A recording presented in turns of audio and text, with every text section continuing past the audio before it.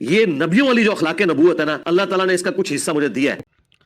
بسم اللہ الرحمن الرحیم۔ میرے سامنے ایک مرزا جیلمی کا ایک کلپ آیا، اس میں وہ بتا رہے کہ نبیوں کے اخلاق کا کچھ حصہ مجھے اللہ نے دیا ہے، لیکن ان کی باتیں آپ روز سنتے ہوں گے۔ یہ کچھ کلپ جو ہے میں آپ کے سامنے اس کا پلے کر دیتا ہوں، آپ سنیں کیا یہ نبیوں کے اخلاق اس طرح تھے؟ آپ سنیں ذرا۔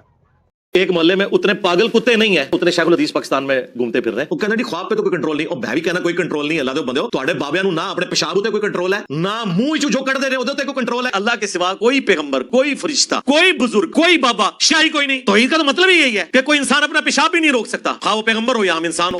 پیغمبر شاہی کوئی نہیں۔ ایک ایمنی جی پڑیا ہے امام حنیفہ نے لکھی کتاب الفقہ الاکبر، ملا علی قاری نے باقاعدہ دفاع کیا ہے کہ ہمارا امام صحیح بھونک کے گیا تھا، سب تو پہلے غوث قطب افضال مرن، بلکہ کہنا چاہیے وہ کتے دی موت مرن کیونکہ انہوں کو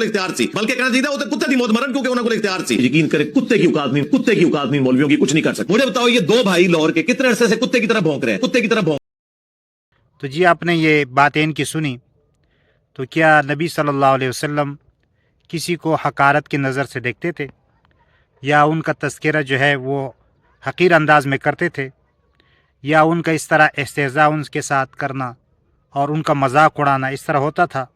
آپ دکھا دیں ہمیں، تاکہ لوگوں کو سمجھ آئے کہ واقعی جو آپ کے اخلاق ہے، جو آپ کی باتیں ہیں، وہ پیغمبر صلی اللہ علیہ وسلم کی باتیں ہیں اور ان کے اخلاق ہے۔ تو یہ سارے ذل فاضل والی بات ہے کہ قیامت کے قریب جو ہے وہ لوگ ایسے آئیں گے جو بغیر علم کے فتوے دیں گے اور لوگوں کو بھی گمراہ کریں گے اور خود بھی گمراہ ہوں گے۔ تو وہی زمانہ ہے کہ لوگ جو ہے وہ زیادہ تر ان لوگوں کے پیچھے جا رہے جو خود گمراہ ہے، اور اس کی وجہ سے عوام بھی جو ہے وہ گمراہ ہوتے جا رہے ہیں۔ تو یہ ہمارے سامنے ایک حدیث ہے، طویل حدیث ہے قیامت کے علامات میں، تو اس میں یہ بھی ہے کہ بغیر علم کے فتوے دیں گے، خود بھی گمراہ ہوں گے اور لوگوں کو بھی گمراہ کریں گے۔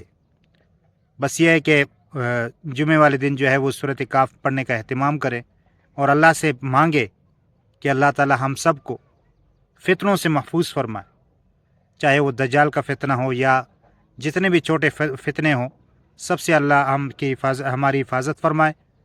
تو یہ جو ہے اپنے آپ کو ان چیزوں سے دور رکھنا چاہیے، اور اللہ تعالی ہم سب کا حامی و ناصر ہو۔ آمین ثم آمین یا رب العالمین۔